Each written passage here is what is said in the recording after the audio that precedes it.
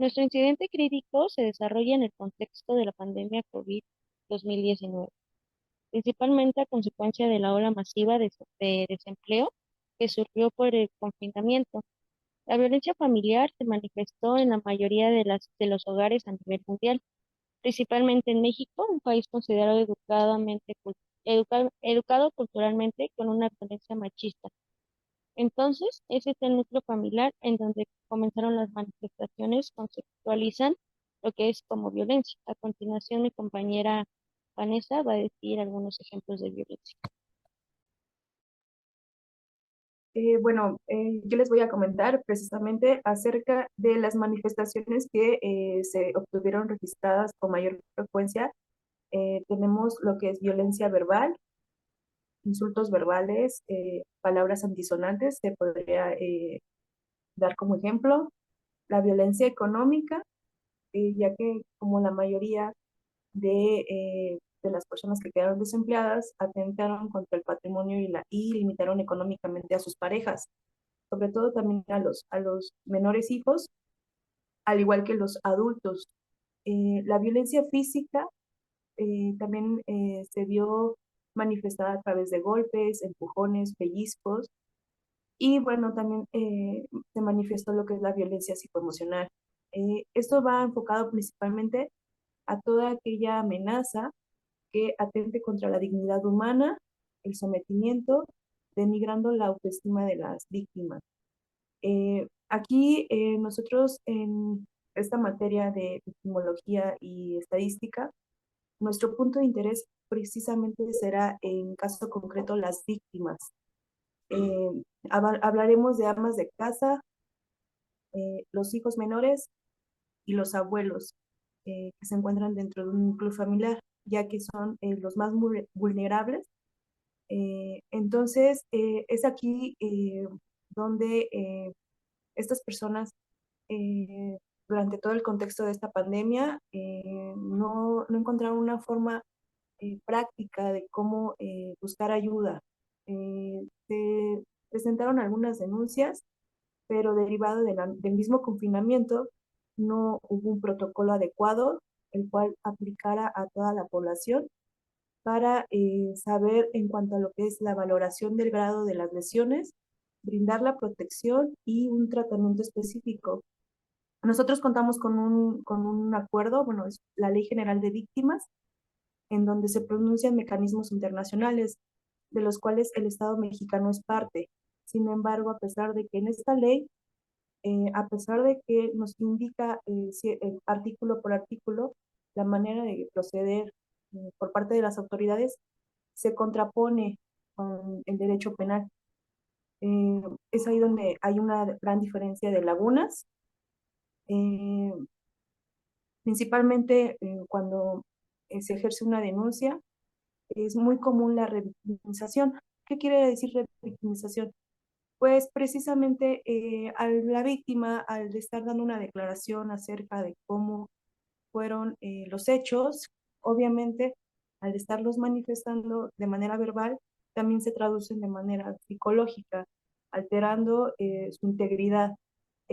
Con ello, no nada más es una sola persona quien atiende la denuncia, también tenemos a la psicóloga, que es una perito, el médico legista, eh, y bueno, también de alguna manera, se tiene que encarar, bueno, no es correcta la palabra, se tiene que guiar con el primer respondiente en caso de haberlo, que es nuestro primer contacto, la persona que nos haya brindado la ayuda, un policía.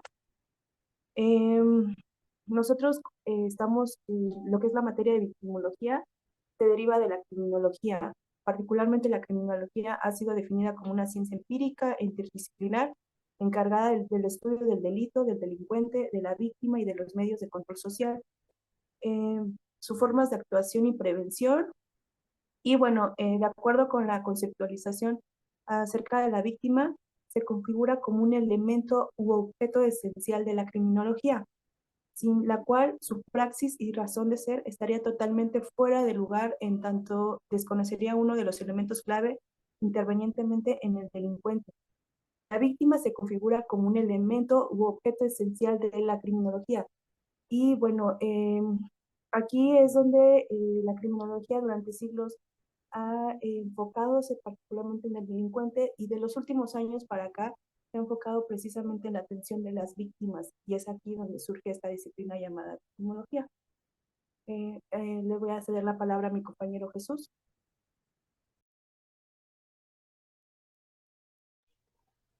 El origen de la criminología científica no constituye una tarea fácil cuando no existe unanimidad en la doctrina criminológica, o sea que no hay una sola, hay varias que engloban la criminología, que por supuesto es en su idiosincrasia europea, que es en la escuela positivista italiana, en particular en la figura del Lombroso.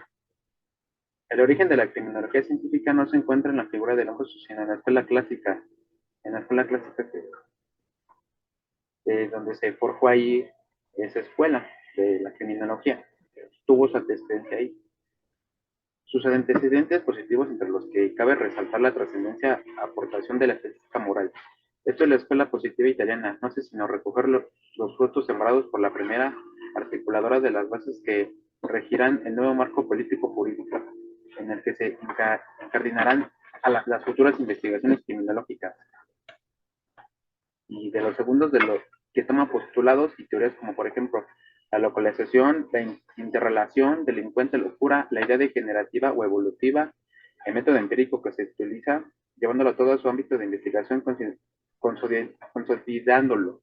Eso quiere decir que la escuela positivista italiana contribuyó en el origen de la criminología para poder tener una construcción debidamente científica y avalada que con un método avalado por científicos, no que sea válido, no sino una falacia o involucrando la religión, sino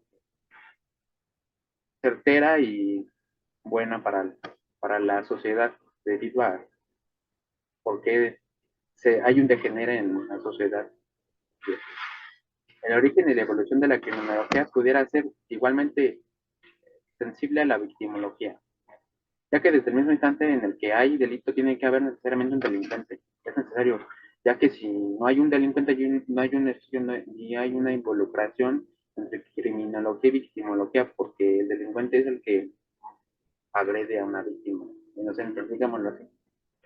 Una víctima que sufre la acción criminal, por lo que habría igualmente que retroceder hasta los orígenes de la humanidad, por lo, en concreto hasta el primer delito para verificar la existencia de la víctima.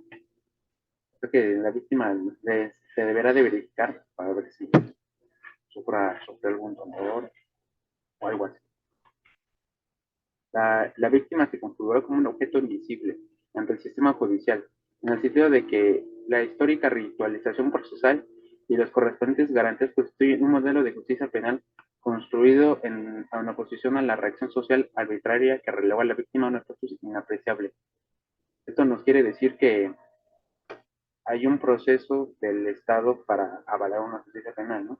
Para que la víctima tenga su mérito de justicia, según la ley. Semejante afirmación puede comprobarse de una forma muy sencilla y bastaría de revisar los postulados por los que sustentan las principales escuelas criminológicas. Hicieron que la víctima fuera considerada como un mero objeto neutro, pasivo, estético y fungible. O sea que la víctima contribuyó al delito porque fue pasiva, fue fungible en el caso de que fue accesible. Eso, eso es lo que eso es lo que se trató en este trabajo. Nuestros nombres son un servidor, Jesús Osvaldo Gómez Malandrán. Aquí está mi compañera Vanessa Díaz Morales y Yamlet Fernanda Mesa Miranda, del grupo 405 de la sede Justicia. Hasta luego.